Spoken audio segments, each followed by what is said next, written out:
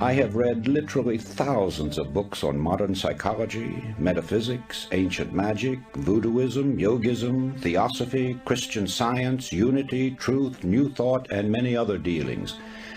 It's what I call mind stuff. Many of these books were nonsensical, others strange, and many very profound. Gradually, I discovered that there is a golden thread that runs through all the teachings and makes them work for those who sincerely accept and apply them. That thread can be named in a single word: belief. It is the same element or factor, belief, which causes people to be cured through mental healing, enables others to climb the ladder of success, and gets phenomenal results for all who accept it. Why belief as a miracle worker is something that cannot be satisfactorily explained, but have no doubt about it. There's genuine magic in believing. The magic of believing became a phrase around which my thoughts steadily revolved. I've tried to put down these thoughts as simply and as clearly as I could, so that everyone can understand. My hope is that anyone who listens will be helped in reaching their goal in life. So, you begin with desire if you ever hope to achieve anything or gain more than you have now. However, as we shall see, there is more to it than mere desire. It has been said that thought attracts that upon which it is directed. Thought attracts that upon which it is directed. It was Job who said, "For the thing which I greatly feared is come upon me." Our fearful thoughts are just as creative or just as magnetic in attracting troubles to us as are the constructive and positive ones in attracting positive results.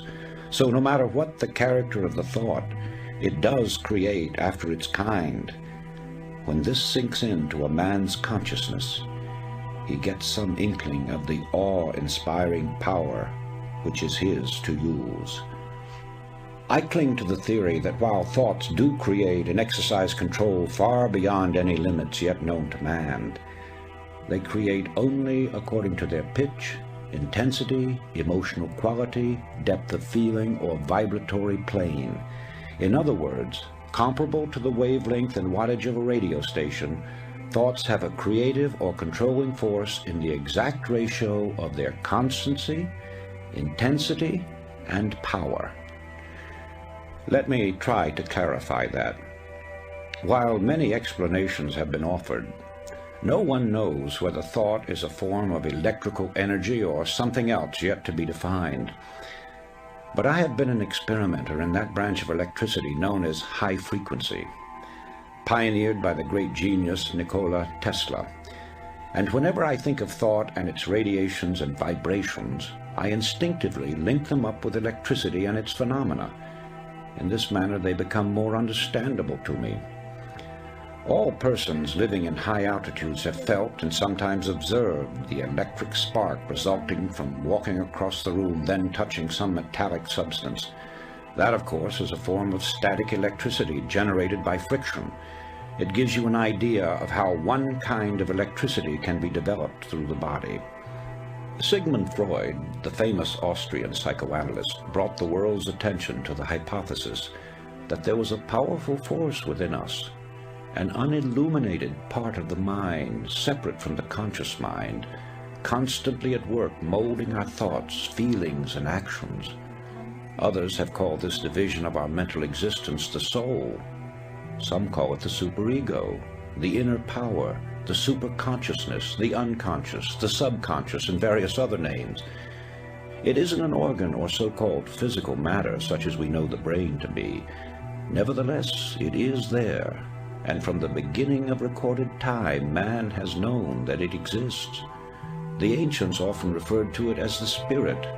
Paracelsus called it the will.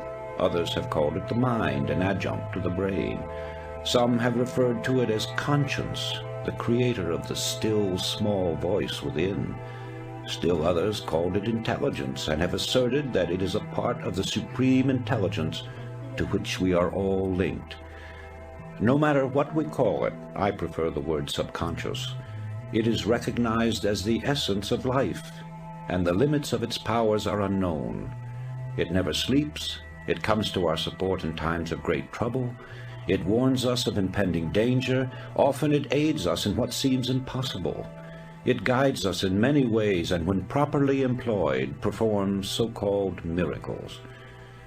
Perhaps the most effective method of bringing the subconscious into practical action is through the process of making mental pictures, using the imagination, perfecting an image of the thing or situation as you would have it exist in physical form.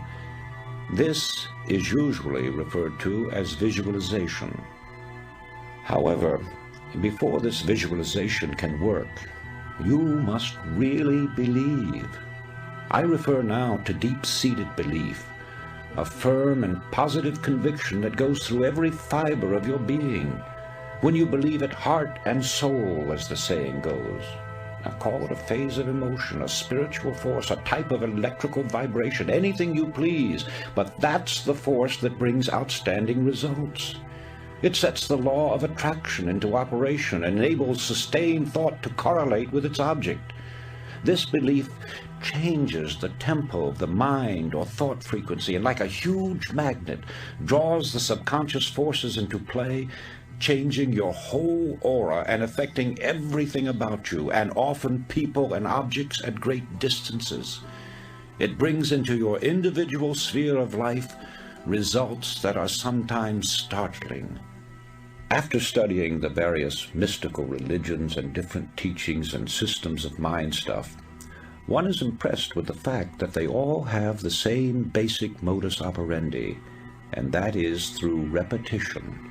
The repeating of certain mantras, words, formulas, or just plain mumbo-jumbo is common with witch doctors, voodoo high priests, hexers, and many other followers of strange cults.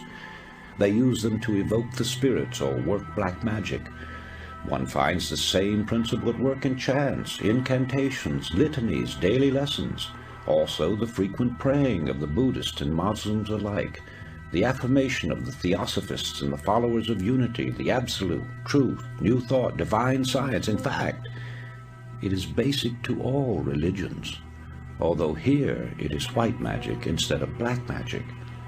This brings us to the law of suggestion, through which all forces operating within its limits are capable of producing phenomenal results.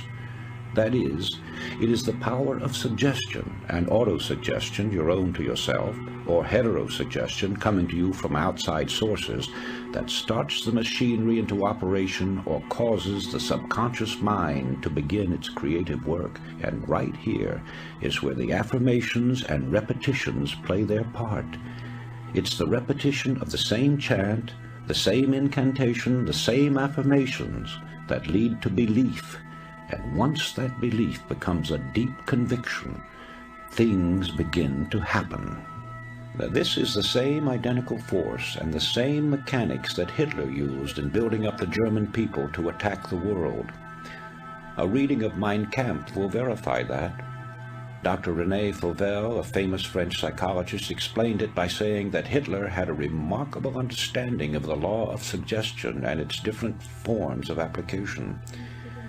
It was with uncanny skill and masterly showmanship that he mobilized every instrument of propaganda in his mighty campaign of suggestion. Hitler openly stated that the psychology of suggestion was a terrible weapon in the hands of anyone who knew how to use it. Let's see how he worked it to make the Germans believe what he wanted them to, and once that belief took hold, how they started their campaign of terror. Slogans, huge signs, posters, masked flags appeared throughout Germany. Hitler's picture was everywhere. One Reich, one folk, one leader became the chant. It was heard everywhere. Today we own Germany, tomorrow the entire world. The marching song of the German youths came from thousands of throats daily. Such slogans as, "Germany has waited long enough," "Stand up, you are the aristocrats of the Third Reich," "Germany is behind Hitler to a man," and hundreds others, bombarded the people 24 hours a day. From billboards, sides of buildings, the radio and the press, every time they moved, turned around, or spoke to one another, They got the idea that they were a superior race, and under the hypnotic influence of this belief, strengthened by repeated suggestion, they started out to prove it. Unfortunately for them, there were other nations who also had strong national beliefs that eventually became the means of bringing defeat to the Germans.